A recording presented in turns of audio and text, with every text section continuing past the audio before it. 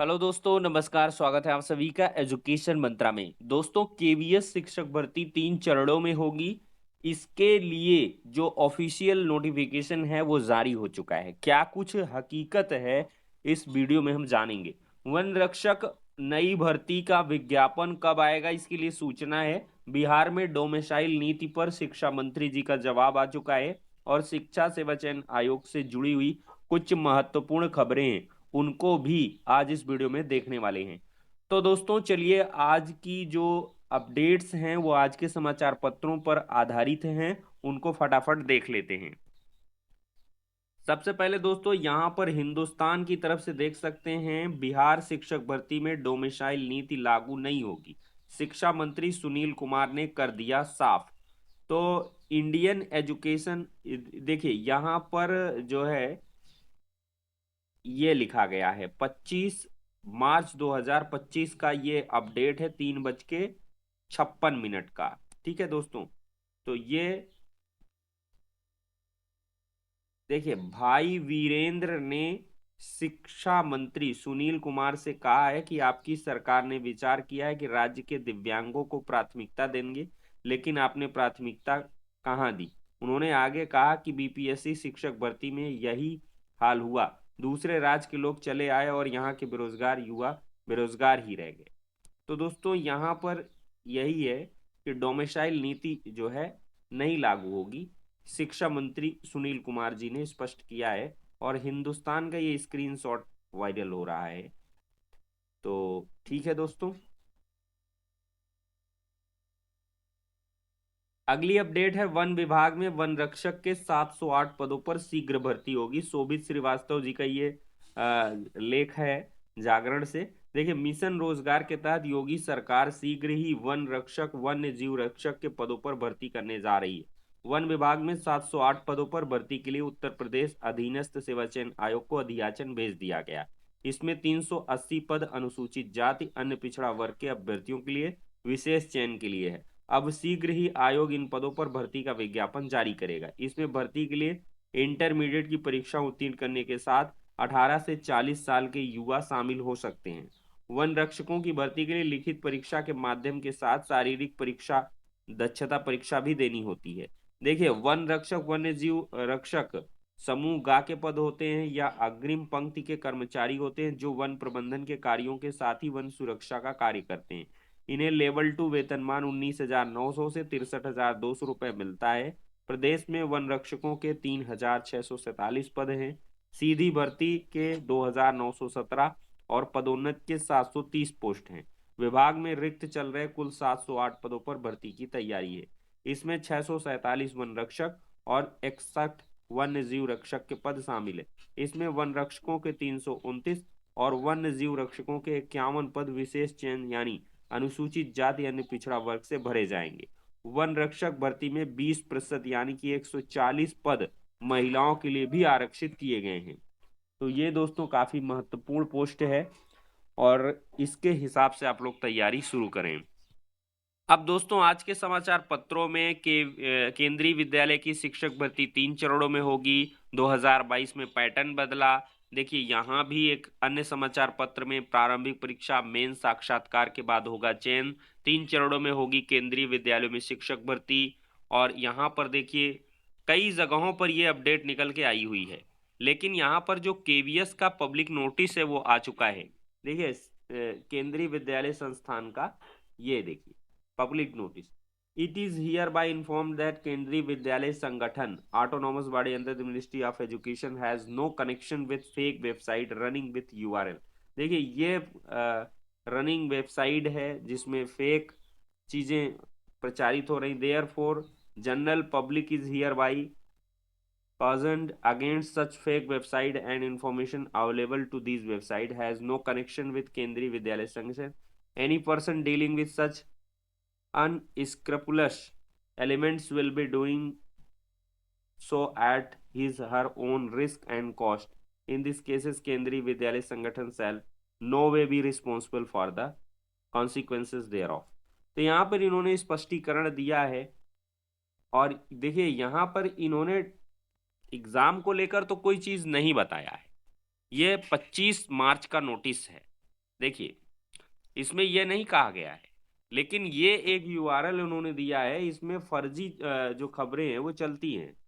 केंद्रीय बाल शिक्षा शिक्षा के शिक्षा केंद्र .in ये ऑफिशियल वेबसाइट।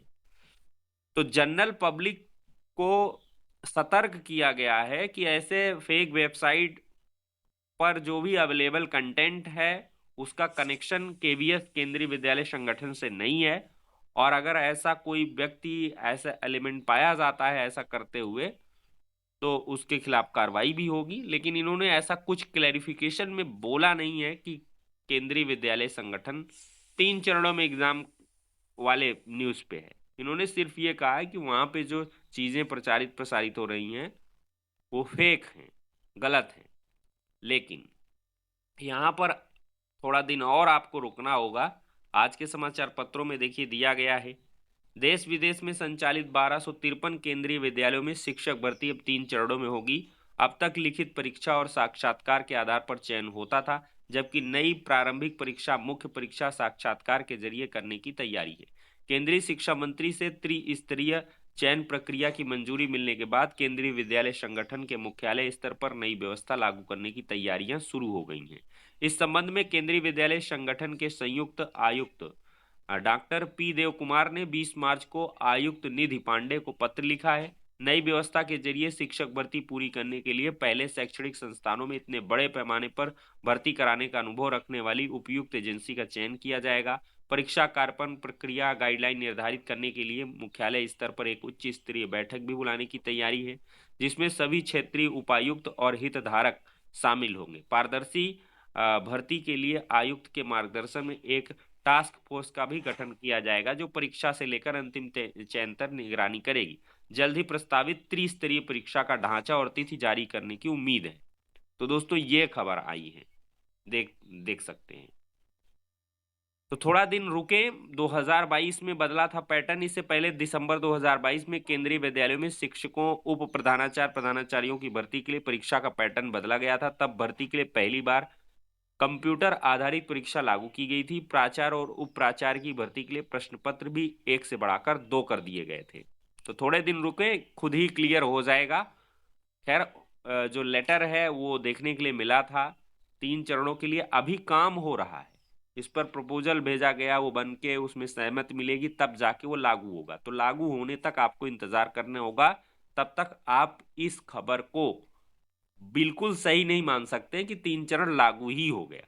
ठीक है दोस्तों, तो ये क्लैरिफिकेशन है। और बहुत सारे लोग इस लेटर से अगर अपने आप को जोड़ रहे हैं कि इसमें कह दिया है केवीएस ने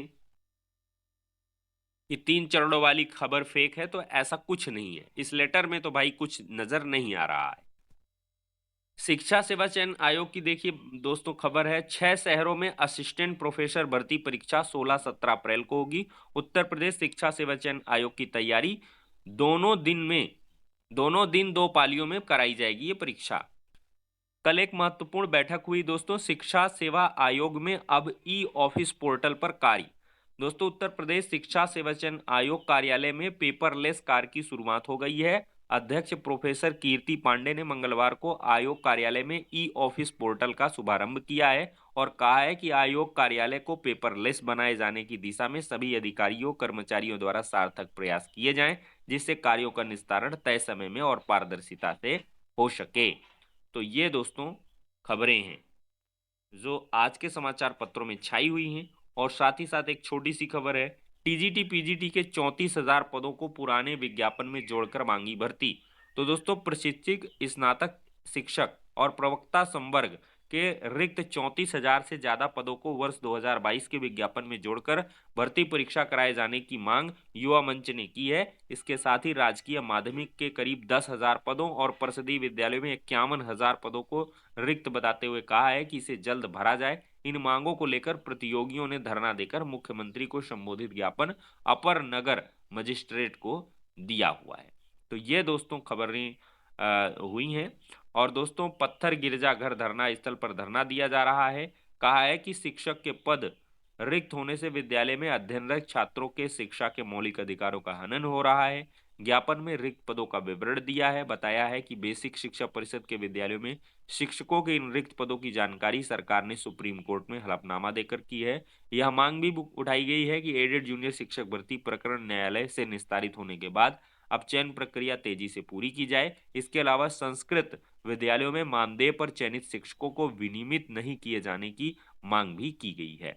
तो ये सारी दोस्तों खबरें आज के इस वीडियो में संपन्न होती हैं। वीडियो को लाइक एंड शेयर करें और चैनल पर पहली बार आए हैं तो सब्सक्राइब जरूर करें। नेक्स्ट वीडियो में मिलते हैं।